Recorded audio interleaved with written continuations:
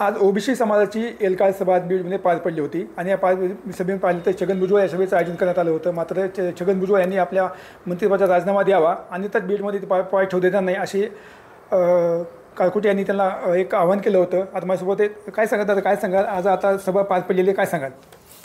आजची सभा ही फक्त मराठा समाजाला शिव्या देण्यासाठी आणि मनोदादाला शिव्या देण्यासाठी होती असं मी मानतो।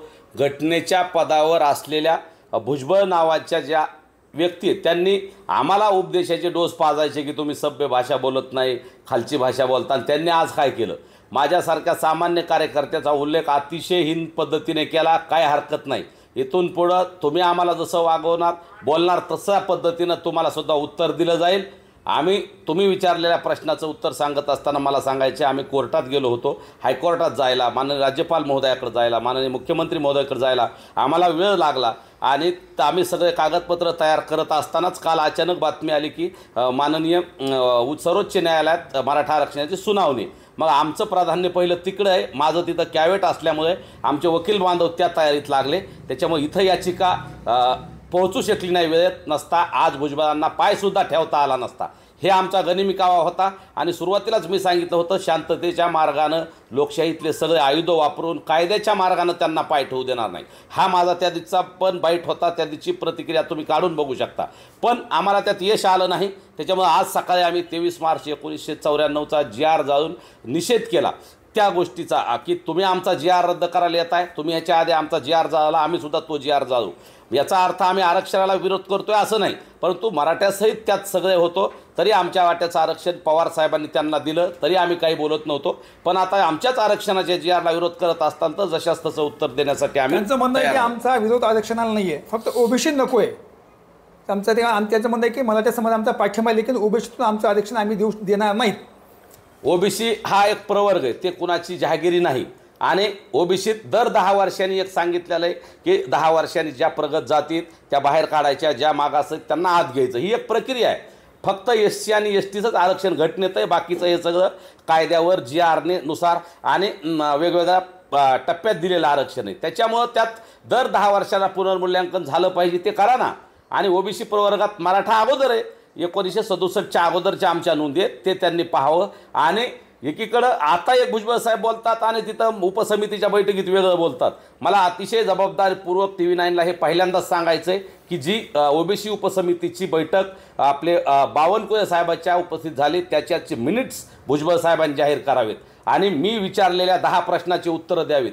स्वतःच्या कुटुंबाला, स्वतःच्या मुलाला आमदारकी देताना, कुटुंबातल्या पुतण्याला खासदारकी देताना, इथल्या सदस्याला, जिल्हाध्यक्षाला महामंडळाचा अध्यक्षपद सदस्य देताना एखादा 18 पगड जातीतल्या ओबीसीतला रामोशी असेल, बेरड असेल, गोसावी असेल, धोबी असेल अशा एखाद्या जातीचाही माणूस मिळाला नाही का, किंवा त्यांच्यात क्षमता नाही का?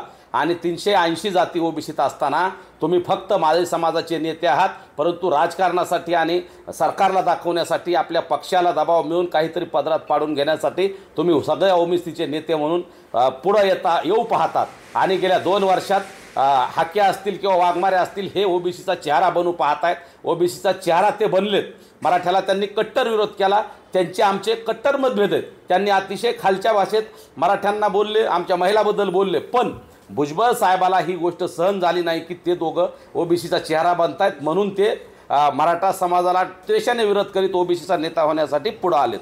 आणि म्हणून आमचं त्यांना आता एक सांगणं आहे, तुम्ही जसं वागणार तसं आम्ही वागू, जशा पद्धतीने तुम्ही ज्या भाषेत बोलणार त्या भाषेत। आता न्यायालयात लढाईसुद्धा करू आणि रस्त्यावरची लढाई करू, पण आमची लढाई शांततेच्या मार्गाने असेल। सामान्य ओबीसीला कुठं विरोध नसेल किंवा सामान्य ओबीसीच्या सभेला विरोध नसेल। आणि मी इथल्या सभेला सुद्धा विरोध आहे असं बोललो नाही। भुजबळांनी येताना राजीनामा द्यावा, संविधानिक पदावर आहे आणि ते घटनेच्या शपथेचा भंग करतायत म्हणून त्यांनी येऊ नका, आणि येत असतील तर कायद्याच्या मार्गाने आम्ही त्यांना पाय ठेवू देणार कुणाची जागीर नाही आहे, बीड कुणाची जागीर नाही, आम्ही बीडमध्ये येणार असं त्यांनी वक्तव्य केलं होतं। दुसरी गोष्ट तुमचा काळकुटे हा काळतोंडी असा उल्लेख केलेला आहे। मी काळतोंड आहे का? माझा तर काळतोंड असेल तर ठीक आहे, काय हरकत नाही। कृष्णवर्णी आहेत, कृष्णाचं सुद्धा कलर काळाच होता, त्याच्यामुळं मला त्याच्याबद्दल काय वाईट वाटत नाही। पण तुमचा जर उल्लेख मी एखाद्या प्राण्याशी केला तर ते तुम्हाला पटल का, किंवा तुमच्या जातीतल्या लोकांना, तुमच्या समर्थकांना पटल का? परंतु तुमच्या वयाचा आदर करून तुम्ही उल्लेख करणार नाही आज, पण इथून पुढं जर पुढच्या वेळेस केला तर तुम्हाला जशाच तसं तुम्हाला अनेक प्राण्याच्या आम्हाला उपमा देता येतील किंवा तुमचे काय प्रताप आहेत ते सुद्धा आम्हाला सांगायला लावू नका. तुम्ही जेलमध्ये जाऊन आलेला आहात भुजबळ साहेब.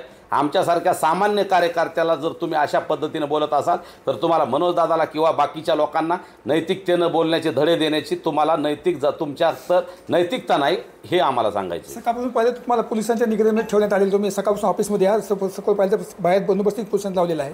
हो, म्हणूनच म्हणतो ना, माझ्यासारख्या सामान्य कार्यकर्त्यावर भुजबळांनी राजकारण करून आपल्या पदाचा दुरुपयोग करून मला निगराणीत ठेवायला लावलंय, मला नजरकैदेत ठेवलंय. आणि मी जरी सकाळी सांगितलं होतं की आम्ही लोकशाही मार्गाने अडवणार होतो, परंतु आम्ही तिथं कमी पडलो. सकाळी 11 वाजताच हे आम्ही जाहीर केले, तरीसुद्धा एवढं माझ्याबद्दल मराठा समाजातून द्वेष भुजबळांचा आहे आणि त्यांना मराठा समाजाचा विरोध करून ओबीसीचा नेता व्हायचे. परंतु ते माळी समाजाचे नेते, फक्त माळी समाजातल्या लाभार्थी त्यांच्या कार्यकर्त्याचे नेते, सामान्य माळी समाजाचे सुद्धा ते नेते नाहीत आणि ओबीसीचे सुद्धा नेते होऊ शकत नाहीत. जर ते ओबीसीचे नेते असते तर त्यांनी आज सांगितलं असतं आम्ही जे 10 प्रश्न विचारलेत त्याच्यावर उत्तरं दिले असते, किंवा त्यांनी मग धनगराला एसटीचं आरक्षण मिळत असताना, बंजारा समाजाला एसटीच्या आरक्षणाची मागणी मोर्चा होत असताना, वंजारी समाजाचा एसटीसाठी आंदोलन होत असताना त्यांनी त्या आंदोलनाला पाठिंबा दिला असता. परंतु त्यांची या समाजाबद्दल काय भूमिका आहे त्यांनी आज इथं कधीच भरसुद्धा आजपर्यंत काढलेला नाही. आणि त्यांच्या माळी समाजातल्या गोरगरिबाला सुद्धा काहीतरी द्यावं, ही मागावं सरकारकडे ही अपेक्षा असताना ते सुद्धा बोलले नाही. म्हणजे ते राजकारणासाठी येत आहेत. तिथं उपसमितीच्या बैठकीत मराठा समाजाच्या नोंदी असतील त्याला प्रमाणपत्र द्या, त्या मिनिट्समध्ये त्यांनी तो ठराव केला आहे, त्याच्यात त्यांच्या सह्या आहेत. मग तिकडं मराठा आरक्षणाच्या नोंदी असणाऱ्याला पाठिंबा द्यायचा आणि इकडं विरोध करायचा, ही जी दुटप्पी भूमिका आहे ना, त्या भूमिकेचं त्यांनी समोर येऊन सांगावं. या भूमिकेचं त्यांनी जे मराठा समाजाला जे प्रमाणपत्र दिले हे बोगस आहेत, ते कॅन्सल रद्द करण्यात यावी, त्यांची अशी त्यांनी मागणी केलेली आहे. आणि ज्या अधिकाऱ्यांनी दिले त्यांच्यासुद्धा कारवाई झाली पाहिजे अशी त्यांची मागणी आहे. बिलकुल करा ना. ज्यांनी कोणी खाडाखोड करून केला असेल, ज्यांच्याकडे नोंदी नाहीत आणि असं काहीतरी डुप्लिकेट नोंदी करून दिल्यात, आम्ही त्याच्या विरोधातच आहेत. आम्ही कायद्याला सत्य मानणारे आहोत. आम्ही ज्याच्या नोंदी आहेत, ज्याच्या कायदेशीर नोंदी आहेत, त्याचं तुम्ही आरक्षण अडवू शकत नाही या मताची. ज्या आमच्या नोंदी आहेत त्याचंच द्या, आम्ही बिना नोंदीचं मागत नाही. सकाळी एका मराठा समाजाच्या भाविकांना आव्हान केलं, म्हणजे लिखित दिलं आणि त्याच्या संध्याकाळी त्याला प्रमाणपत्र मिळतंय. एका 3 तासामध्ये त्यांनी दिले प्रमाणपत्र. असं नाही होत. अधिकारी आजकाल कुणाला नोकऱ्या लागते, तो नोकऱ्या कुणाच्या दुसऱ्यासाठी, कुणाच्या एका प्रमाणपत्रासाठी कोण नोकरी धोक्यात आणेल, असं होत नसतं. नोंदी आहेत, सगळ्या नोंदी असल्या तरच अधिकारी प्रमाणपत्र देतात. SDM सारखे, तहसीलदार सारखे लोक आहेत तिथं आणि त्यांच्या नोकऱ्यासाठी सभेमध्ये पत्र दाखवलं. एखाद दुसरं मी म्हणतो ना, ते खोडून आणून करू शकतात. आता जसं की आम्हाला माहिती मिळाली होती, तेच स्वतः त्यांच्या गाडीवर काहीतरी दगड मारल्याचा किंवा काळे झेंडे दाखवल्याचा बेबनाव करणार होते. सभेत कुणीतरी घुसलंय म्हणणार, आता बोलले ना ते तसं म्हणणार होते आणि आमच्यावर सभेमध्ये बॉम्ब घेऊन आले काही लोक. मग ते त्याचाच भाग आहे. त्यांना आम्हाला गुतवायचं होतं आणि त्यांच्याच लोकांना काहीतरी शेवटला करायला लावायचं, अशी माहिती आमच्याकडे सुद्धा खात्रीशीर आली. त्यांचं तिथं ठरलं होतं की या लोकांना गुतवायचं जे आपल्याला विरोध करतायत त्यांना, म्हणून त्यांनी असे बरेच डाव रचलेत आणि त्यात आम्हाला गुतवायचं, मराठा समाजावर एक नामुष्की आणायची, मराठा समाजाने हे केलं असं दाखवायचं. पण आम्ही असल्या चुकीच्या गोष्टी करत नाहीत. सरकारनं आणि पोलीस अधिकाऱ्यांनी लक्ष ठेवून या सगळ्या गोष्टीवर बारकाईने लक्ष ठेवून जे कुणी असं चुकीचं कृत्य करतील त्यांच्यावर कठोर कारवाई करावी, हे आमची मागणी. आता आपली काय हे असेल व्यक्त काय भावना असणार आमच्या भावना या आहेत की आमचा आरक्षणाचा लढा सरकारसोबत आहे. ओबीसीच्या नेते होण्यासाठी मराठा समाजाच्या आड येऊ नका, ही आमची भावना आहे. आणि आमचा ओबीसी समाजाला विरोध नाही, सर्वसामान्य ओबीसीच्या मेळाव्याला विरोध नाही.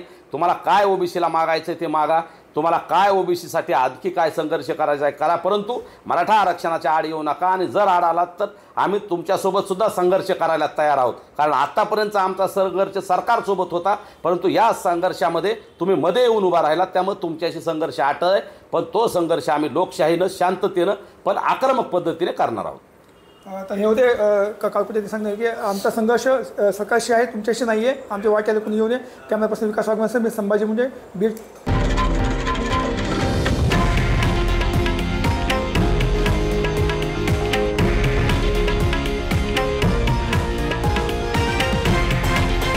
हे आहे देशातील नंबर 1 न्यूज नेटवर्क आणि आपण पाहत आहात TV9 मराठी, एकमेव.